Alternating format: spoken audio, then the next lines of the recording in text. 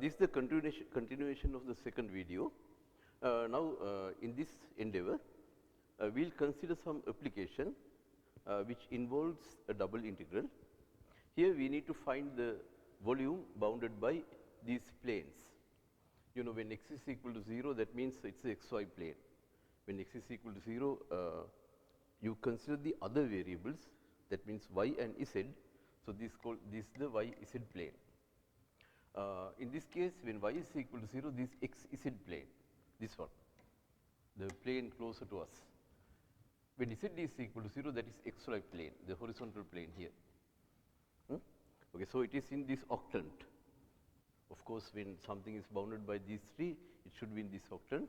And here the plane is 3x plus 2y plus z is equal to 6. Now, we need to sketch this. This is how you sketch it. This plane intersects these axes. So, if you try to find these points, the intersecting points, then you can straight away sketch the plane. If you consider x axis like in 2D, on x axis always y is equal to 0, on the y axis x is equal to 0. So, in this case,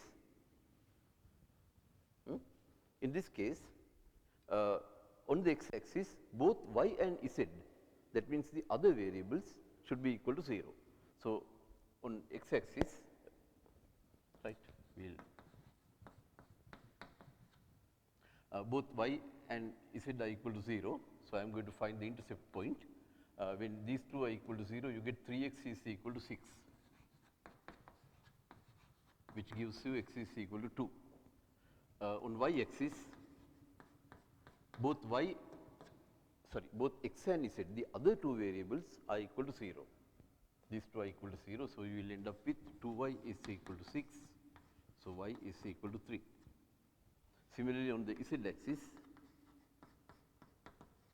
the other two variables are equal to 0. That means, both x and y are equal to 0. X and y are equal to 0. So, you straight away get z is equal to 6. Z is equal to 6, x is equal to 2, y is equal to 3. A plane is an infinite, like it's even though it's two dimensional, you can go along to infinity in any direction, but to infinity along any direction. However, here if you try to sketch the plane, it will cover everything. Therefore, you simply show a portion of that plane. That's what we are going to do. The portion sitting in the first octant, right? So, this is that plane. So, it is not exactly a pyramid, but like a pyramid like thing.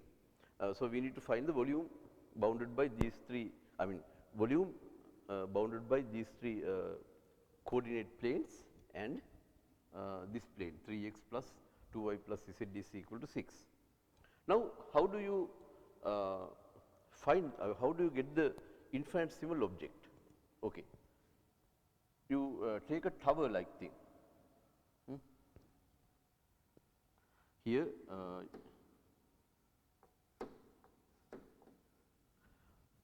the length is, this length is delta x, this delta y.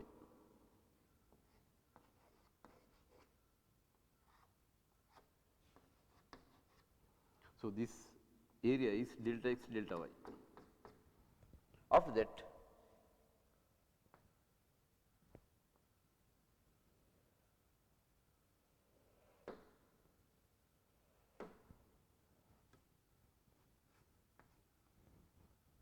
the height of the tower is z.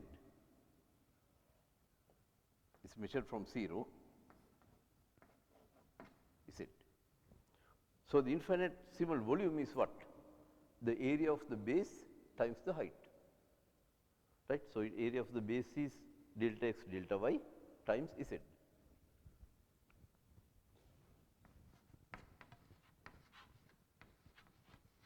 Now, when delta x and delta y go to 0, you denote them as dx and dy respectively. So, you put z here. Now, the limits. The limits of x. Now, x and y are on this plane, horizontal plane.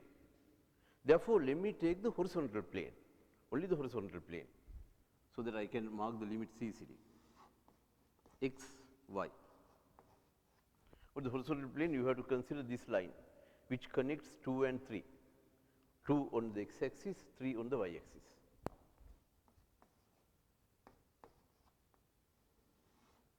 The line is this. You can get the equation of the line from here as well.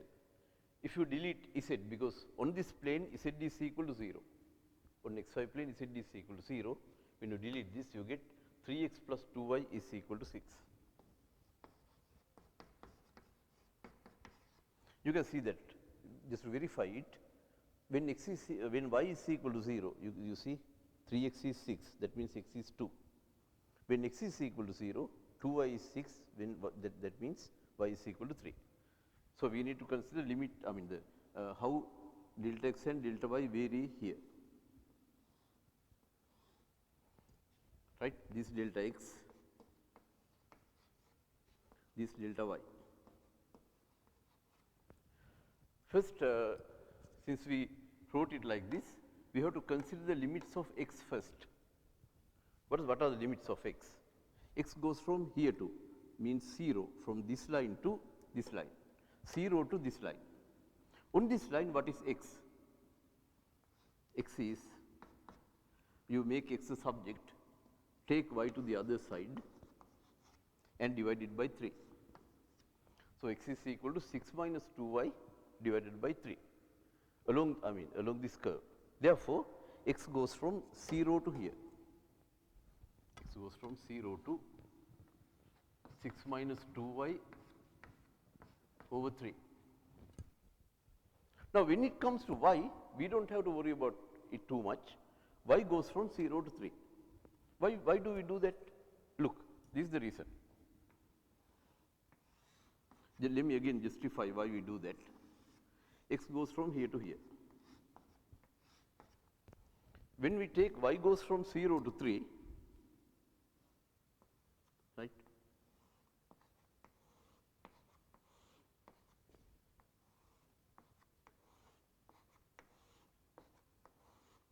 look, both lines intersect only in this area.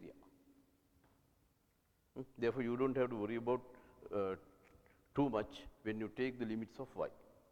Just take the lower limit and the upper limit. In the last integrand, in the last integral or pertaining to the last integral, you have to take the lower limit and the upper limit as the limits. But in the interior integrals where the integral sign is sitting inside, then you have to consider the exact limit of that variable. Now, you cannot take x goes from 0 to 2. If you do that, you will get this rectangle. Here you have to take x goes from here to this line. But when you consider the last variable, just take the lower limit and the upper limit. That will, it suffices to do that. Look, you can see it from the diagram. When x goes from here to here. But you can see both horizontal and vertical arrows intersect only in this region. That means we consider only that region. Now, limits of y 0 to 3 is 0 to 6 minus 2y over 3. Now, at the same time you have to plug in the expression for z in terms of x and y. So, make z the subject, take these two to the other side. So, 6 minus 3x minus 2y. Now, it is a double integral, and we have considered these integrals in the second video, but we will evaluate this. So, here again for the sake of clarity, you can no need to put parenthesis, we will straight away integrate it. X is the variable, so you get 6x here. Here you get 3 times x squared over 2. Here you get 2 times, variable is x, therefore 2y can be considered as a constant, 2y times x, like this. Now, assign the limits. 0 to this here, right. Now you plug in that 6 minus 2y over 3 for x and simplify that into this one. Then take the similar terms, consider the first eliminate the parentheses like this. You know 2 times 6 is 12, 2 times 2y is 4y like that. You eliminate the parentheses. Now put the similar terms together. The terms carrying y squared, there are only 2 of them. So this minus 2/3, this plus 4/3. So that will add up to this one. There are 3 terms carrying y. These 2 will go away, leaving minus 4y here. There are 2 terms carrying 2 constant terms. They will add up to 6. Now integrate. You can integrate it like this. Then you can simplify it into this one, right? Plug in the limits. You will end up with this, which will in turn give you 6 cubic units. That means the area of that pyramid like thing is equal to 6 cubic units. Okay. All right. In the next video, we will consider triple integrals. Okay. Thank you.